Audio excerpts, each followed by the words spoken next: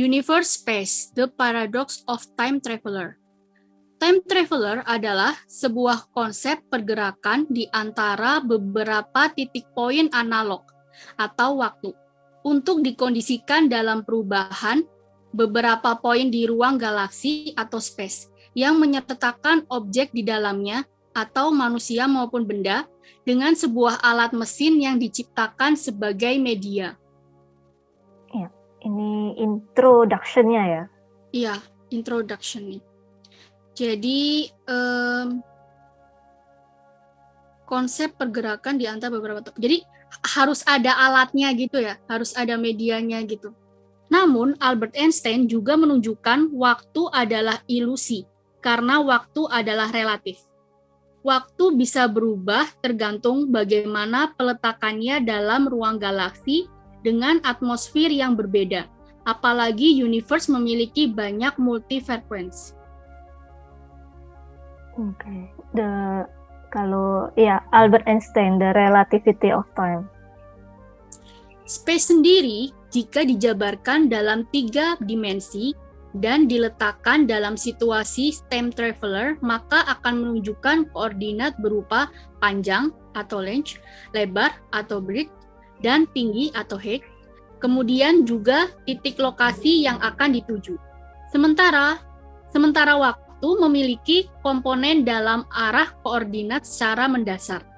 Dan seperti di gambarannya tadi Kak Dia juga sudah memversikan bahwa 3 dimensi itu selalu ada bentukan dari lebar, tinggi, dan panjang. Seperti yang kita lihat, an object in a space. Karena itulah terbentuknya dimensi ketiga. Ini baru dimensi ketiga ya, belum dimensi keempat, 5, dan seterusnya. Tapi kembali lagi karena kita membahas mengenai the paradox of time traveler sendiri, Nyonya harus mengeluarkan ini sebagai basic bahwa beberapa tingkatan mengenai time traveler itu sendiri, bahkan paradoks. Kenapa Nyonya kasih paradoks? Karena Nyonya nggak mau ngasih sesuatu yang selalu bagus ataupun basa-basi gitu. Nyonya mau ngasih the worst-nya dulu. Kenapa? When you're ready with the worst, you will be ready for the greatness. That's the key. Kita terbiasa untuk dibasa-basikan oleh sesuatu yang the greatness, sesuatu yang hebat. Tapi kita lupa bahwa di balik sesuatu yang hebat itu selalu ada the worst thing, the darkness.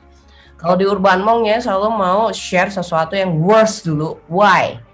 Ketika kita ready for the worst, kita akan baik-baik saja di the greatness. That's the key. Kayak gitu. Jadi pahit banget kalau di Urban Monk, tapi ya buat kebaikan kita masing-masing.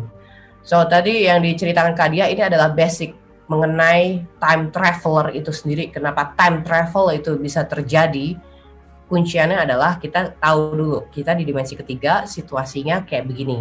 Situasi yang kita bisa lihat, kejadian sehari-hari. Setiap orang berbeda-beda, setiap siklus berbeda-beda. Dan ini adalah basic awal. Kembali lagi, terhadap masalah cakra pun semua orang pada membicarakan titik asna, indra keenam, mata batin. Nyanyi I don't care, percuma. Tahu begitu, tapi fondasi bawahnya masih hancur lebur, itu akan rubuh seketika. Ketika dari tim Urban Monk juga punya evolusi membangun candi, kalau basicnya nggak kuat, rubuh itu candi seketika gitu kan istilahnya. So, tetap banget kamu kok ketawanya ya mengenai masalah bulian. So, dari pembelajaran evolusi, Nyanya melihat bahwa segala sesuatu yang hebat tidak akan bisa bertahan lama apabila kita tidak punya basic fondasi yang kuat. Kembali lagi, sejarah yang kuat itu berasal dari sebuah aspek kita terhadap sebuah perjuangan. Kembali lagi Seekers ini berjuang masing-masing mengenai penemuan dirinya secara mental dan batin. Dan setiap orang punya keunikan, setiap orang punya hak untuk kebebasan diri dalam menentukan spiritualnya. Nggak boleh ada yang judging, termasuk Nyanya atau tim Urban Monk atau seekers lain. Semua punya kebebasan itu. So, find yourself di dalam keunikanmu, find your spiritual mental di dalam kemampuanmu. That's the reason mengenai basic ini sendiri. Oke, ini tuh Kak Dayu dan seekers juga Kak Dia dan juga tim Urban Monk. Iya, itu penjelasan dari Nyanya untuk page keempat ini. Kalau dari Kak Dia, sebelum kita lanjut, any question Kak? Enggak sih Kak, cuman tadi waktu pas udah mulai baca, tadi kan pas udah mulai tuh rasanya bahu kanan itu kan berat tuh. Tadi sempat bilang, kok bahu kanan berat ya gitu. Terus pas udah jadi volunteer ngebaca, masih agak sedikit berat biasa aja. Terus pas tadi Nyanya bilang, Kak dia coba dinyalain videonya. Oh iya, saya nyalain kan. Begitu dinyalain tuh rasanya kayak badan tuh ngeluarin panas, entah mungkin kekirim ke semuanya apa gimana, terus hilang tuh pegel di bahunya. Nggak tahu deh, cuma rasanya kayak bus ini Iya. keluar panasnya gitu doang sih. Iya. Itu mumpung masih ingat, itu adalah energi dan frekuensi authenticity, vulnerability, kemurnian, orisinil. Terkadang kita suka menyembunyikan diri kita yang orisinil karena khawatir dijudging orang-orang di luar. Tapi kembali lagi seekers, you have to believe it. Terkadang kita nggak butuh validasi dari orang luar, tapi atas we be trying to honest to ourselves. Kita jujur terhadap diri sendiri dengan apa adanya, dengan our weakness, dengan kelemahan kita, dengan scars, dengan luka-luka kita, dengan pain, dengan penderitaan kita. Why? Karena itu original. So you found your place and all is be good. Gitu. Sebenarnya energi, soalnya ini energi. Welcome by the way, Kak Dia. Oke, kita ke halaman selanjutnya ya. Iya Kak. Oke. Einstein pernah berdiskusi dan memberikan wawasan kepada rekan lainnya mengenai ilmu gravitasi yang mengarah kepada manipulasi waktu, dalam hal ini mengenai time travel. Hal ini pun sempat dicemooh oleh rekan-rekannya. Kemudian penemuan ini sempat tertahan sampai akhir tahun 60-an, di mana rumus yang pernah dibicarakan Einstein menjadi nyata ketika Merkurius dan Venus sanggup bergerak di balik matahari. Rumus relativity membuka jalan mengenai kemungkinan untuk adanya time traveler melalui pembuktian objek sangat besar atau planet sebagai lensa gravitasi, di mana gabungan lensa dan cahaya merupakan salah satu komponen dalam penelitian ini.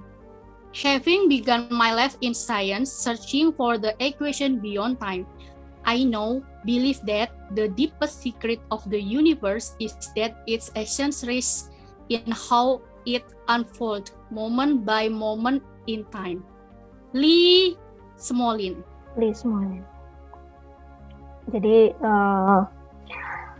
Pak Lee Smolin ini percaya kalau secret of the universe adalah esensi yang bertumpu pada waktu itu sendiri. Gitu. Kalau yang Einstein itu relativity antara ilusif dan bisa dimanipulasi. Bisa dimanipulasi. Gitu. Waktu bisa dimanipulasi. Tadi Kak dia mau bilang apa? Enggak bilang. Oh, waktu bisa dimanipulasi. Ya.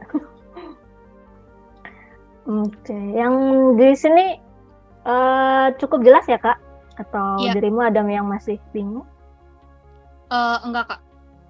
Baik, kita bisa ke next page ya Kak. Oke.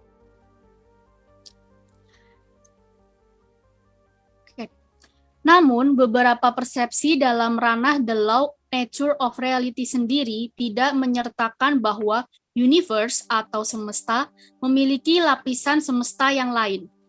Seperti yang kita tahu bahwa semesta selalu bergerak, mencipta atas setiap atom partikel di ruang galaksi. Sementara dalam setiap penelitian fisika dan kimia atau segala sesuatu yang berhubungan dengan energi, hukum relativitas harus tetap disertakan dalam setiap hipotesa yang fleksibel. Jika tidak, akan menemui jalan buntu dan baku. Dimension of movement. 0 dimensi ke-1 ya, dimensi 0 ya. 0 dimension point. 1 dimension line. 2 dimension plane. three dimension, cube and sphere, four dimension, three dimension plus time. Movement occur in all four dimension atau time and space. Info bahwa mengenai halaman ini menunjukkan bahwa pergerakan kita secara kesadaran, body, mind, soul itu sendiri seekers. Terkadang kita tahu mengenai teori dan wawasan, tapi apabila kita hanya mendengar, oke, gue cukup tahu, tapi kita tidak mengolah soul kita, maka nothing happens. Dan tim Urban Monk sebagai percontohan kasus, mohon maaf tim Urban Monk, I have to drag you out gitu kan. No worries. Sejak awal tim Urban Monk bergabung, siapapun, be careful to become one of the team of Urban Monk. Kenapa? Maybe it looks luxurious, maybe it looks comfort zone, but deep inside kamu akan menghadapi dirimu sendiri, war terhadap dirimu sendiri, karena setiap jiwa itu memiliki peperangan yang berbeda terhadap mental, batin, dan dirinya sendiri. Dimension of movement, soul sendiri memiliki 4 basic utama untuk perubahan terhadap dirinya sendiri dan evolusi apapun, no matter what. Okay, you don't believe in evolution, so we just believe in the present. So kita bawa ini kita angkat saat ini. Fisik, nama, status, identitas, pekerjaan, no matter what, it's a zero dimension point, adalah sebuah wadah kita sebagai soul. Dan selanjutnya line, first dimension line, itu adalah bentukan dari perjalanan hidup kita, usia, fisik, dari kelahiran sampai detik ini. Maksudnya line itu kalau secara soul seperti itu. Dan plane, dimension, second dimension, plane, itu adalah sebuah perjalanan hidup yang kita memiliki keluarga seperti apa, sekolahnya di mana, bentuk lulusnya gimana, oke, S1-nya selesai apa enggak, atau ngambil S2, atau gimana segala macam. It's a plane, wadah, sebuah kendaraan untuk mencapai the purpose of our soul itself, tujuan dari jiwa kita di kehidupan saat ini sendiri. Ini di Google nggak ada ya. Kemudian the third dimension, cube, spheres, itu adalah sebuah situasi sosial yang berada di lingkungan kita saat ini berada, ataupun di kehidupan kita semasa kita remaja, masih anak-anak, atau kelak ke depan. Itu adalah lingkungan situasi sosial, di mana kita harus mengolah energi kita sendiri. Yang the fourth dimension, ini adalah gabungan antara kesadaran, consciousness, your own consciousness, your soul consciousness, kesadaran jiwa seeker sendiri yang pada akhirnya akan terkoneksi dengan semesta, dengan frekuensi alam plus time, maksudnya frekuensi alam itu sendiri, sehingga apapun yang seekers tuju, apapun yang seekers secara tujuan hidup itu akan terkoneksi begitu saja dengan alam dan akan dipermudah. Berbeda dengan ketika kita masih ruwet sama urusan hidup, ruwet dengan drama-drama kehidupan, ruwet dengan ribetnya drama orang lain, kita terseret. Seekers, you need to know your value. Kamu harus tahu nilaimu, kamu harus tahu standarmu. Oke, bukan soal masalah pride atau ego. Mengenai masalah validasi di fourth dimension ini sendiri, kembali lagi ya, dimensi keempat ini punya standar.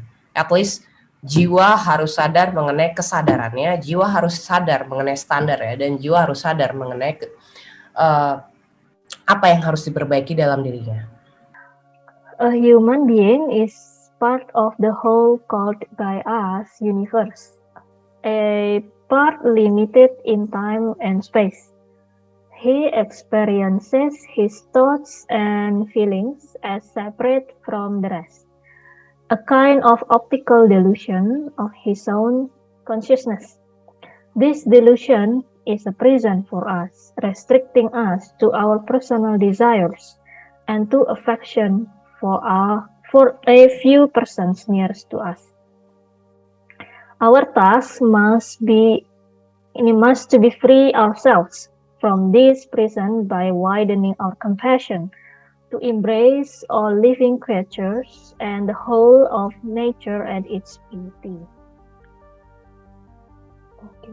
Jadi Albert Einstein ini juga menyebutkan kalau memang human being itu a part of universe itu sendiri, mikro dan bagian dari makrokosmos. keseluruhan. Dan memang tanggung jawab kita untuk menghindari optical delusion itu sendiri, kita yang harus compassionate gitu, untuk menerima semua creature, semua makhluk. Mengenai time travel ini sendiri, kalau secara ilmiah, ilmuwan fisika ya, maksudnya memang di Amerika itu memang ada penelitian sendiri yang meneliti mengenai time travel. Nanti kita akan melihat kok siapa saja ilmuwan-ilmuwannya yang munculkan di sini semua. Tapi ini untuk lebih memudahkan bagaimana gambaran secara besar mengenai time travel itu sendiri.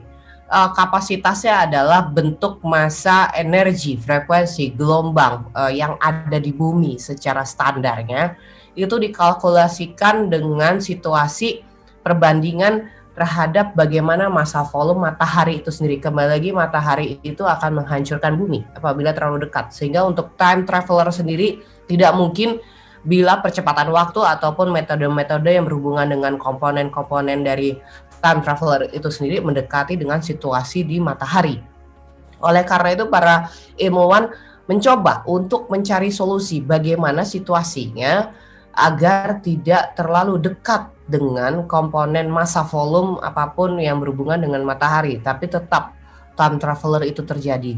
Oleh karena itu mereka mencoba meneliti bagaimana titik volume ataupun massa ataupun segala sesuatunya berhubungan dengan time travel apabila dimulai dari matahari ke planet berikutnya. Kita bisa lihat digambarkan di situ ada segitiga dengan garis-garis putus. The light is bent by the strong gravitational field of the suns.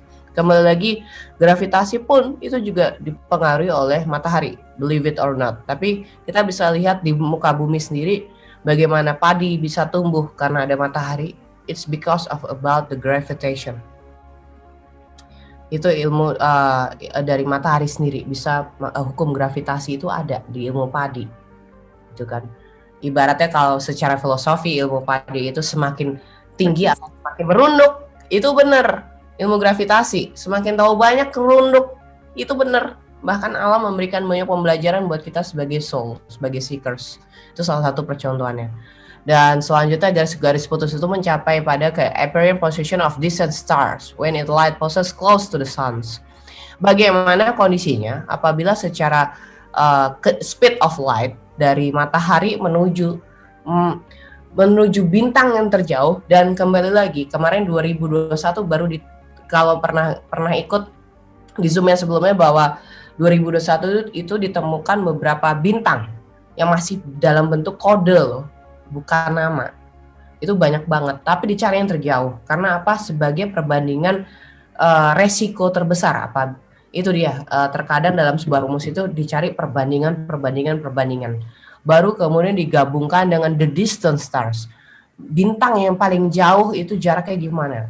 Kemudian atmosfernya, kemudian chemical di sekitar rumusan di sekitarnya, luar biasa rumit. Tapi kembali lagi, segala kerumitan itu akan selalu ada solusi apabila profesi ataupun ilmuwan ini tahu mengenai rumus. That's why sebagai seekers untuk masalah enlightenment kita harus tahu rumusan mengenai diri kita sendiri, karena cuma kita yang tahu.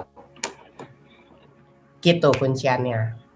Jadi di sini ada lapisan ya. Kita belajar soal time traveler, tapi kita juga belajar mengenai spiritual dari pengembangan dari awakens kita sendiri. Karena setiap orang berbeda. 1. If backward time travel is possible, then a paradox is possible. 2. It is not the case that a paradox is possible. So, 3. It is not the case that backward time travel is possible. Tapi untuk time traveler backward time traveler itu sendiri akan lebih banyak konsekuensinya dibandingkan time traveler di masa depan. Sama ngasihnya kayak prekognisi gitu. Precognition itu kan adalah salah satu penangkapan gelombang otak kita terhadap situasi-situasi vibrasi dari future itself. Tapi itu adalah wave dari the future itself itu adalah bukan sebuah proses dari bentuk time traveler itu sendiri. It's different things but in the same version, lebih ke situ. Mungkin nggak sihnya dari wormhole ini terjadi time loop? Dari wormhole ini terjadi time loops itu sendiri. Possibility itu pasti ada. Karena kan kembali wormhole itu terbentuk dari hukum relativity. Sementara Einstein sendiri menginformasikan bahwa hukum relativity itu akan bisa menciptakan kemungkinan banyak di kemudian hari, apapun hasilnya. Meskipun kecil ya, dan tidak bisa dijadikan sebagai ekspektasi terhadap penelitian ini sendiri. Ini ada Kak Tenesia. Jika time traveling paradox untuk ke depan, maka sesuai loop tadi, apakah bisa dibilang sebenarnya kita lagi time traveler? Karena kita menuju terus ke depan setiap detiknya. Iya nggak sihnya? Maaf blunder.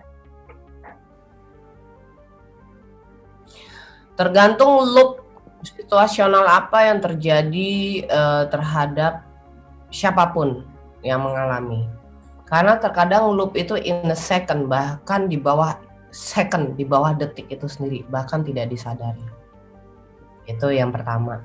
Yang kedua, kemungkinan itu bisa terjadi, tapi terkadang situasi sekitar tidak sadar terhadap loop itu sendiri, hanya diri sendiri yang sadar.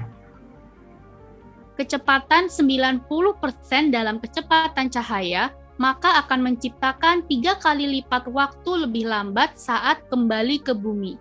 Ini yang terjadi kepada pesawat ruang angkasa. And the closer you get to the speed of light, the more extreme the time travel.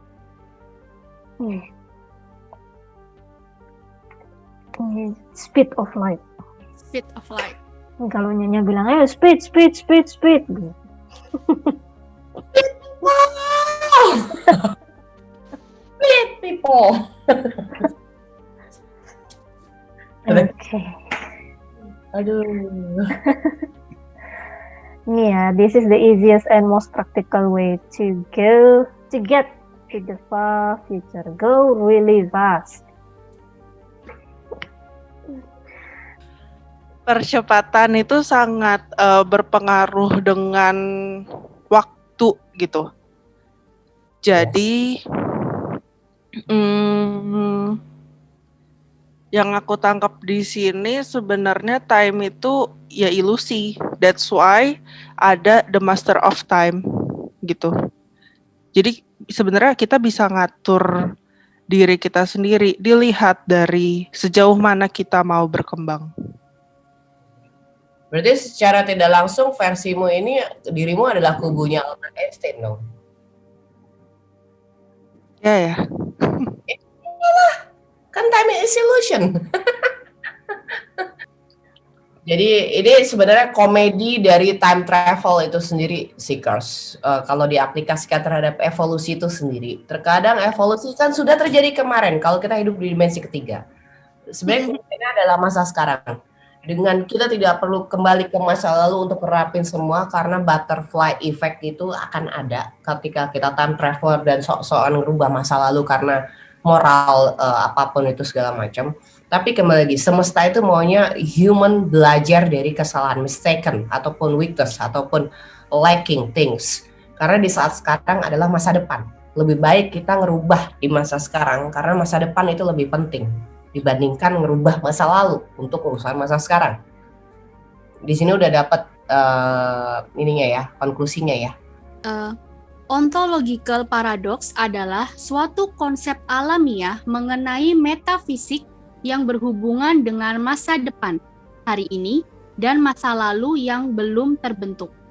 Disinilah para ilmuwan dengan perspektif yang berbeda mencoba mencari jalan tengah atas keseluruhan penemuan, mencari missing point. Beberapa teori mengenai time traveler sendiri mendapati paradoks sebagai konsekuensi terhadap free will itu sendiri. Ini sebenarnya adalah salah satu percontohan paradoks yang sering digunakan di institut yang berhubungan dengan sains ilmu pengetahuan itu sendiri. Grandfather paradox ini cukup legend dan terkenal dan digunakan sebagai salah satu tesis juga, di mana kisahnya adalah kamu tahu bahwa ada masa depan yang terkoneksi dengan kakekmu ini bikin masalah gitu. Tapi kamu adalah jenius dan kamu menciptakan mesin waktu dan kunciannya adalah mau nggak mau, ini ada di film Terminator juga ya kalau nggak salah, ide ini dipakai di film Terminator. Kamu pergi ke masa lalu dan kill your kakek ya, grandfather, biar dia tidak menciptakan masalah. Tapi ternyata setelah balik ke masa depan, which is masa depannya itu setelah dari masa lalu adalah masanya dia saat ini, ketika dia melakukan time traveler ke masa lalu, situasi berubah. Bahkan orang-orang di sekitarnya, ibu kandungnya kagak kenal diri dia sendiri, siapa lo? Kayak gitu. So, ini paradoks dari time traveling itu sendiri. Dan ini adalah yang di sebelah kanan adalah bentukan visual dari bentuk pergerakan ketika terjadi itu. Misalnya dimulai dari titik, bisa dibantu baca mungkin ke dari Putri, grandfather alive, dari situ ke arah jam, jarum jam, silakan. Grandfather alive, kemudian father born, I am born, create time machine, go into past, kill grandfather, father not born, I am not born, I don't create time machine, I can't go into past, grandfather alive. Lingkaran setan. Lingkaran setan. Seperti itu. Terkadang apapun yang kita inginkan di masa kini untuk mengubah situasi, kita balik lagi ya, aplikasikan kepada spiritual sebagai seekers.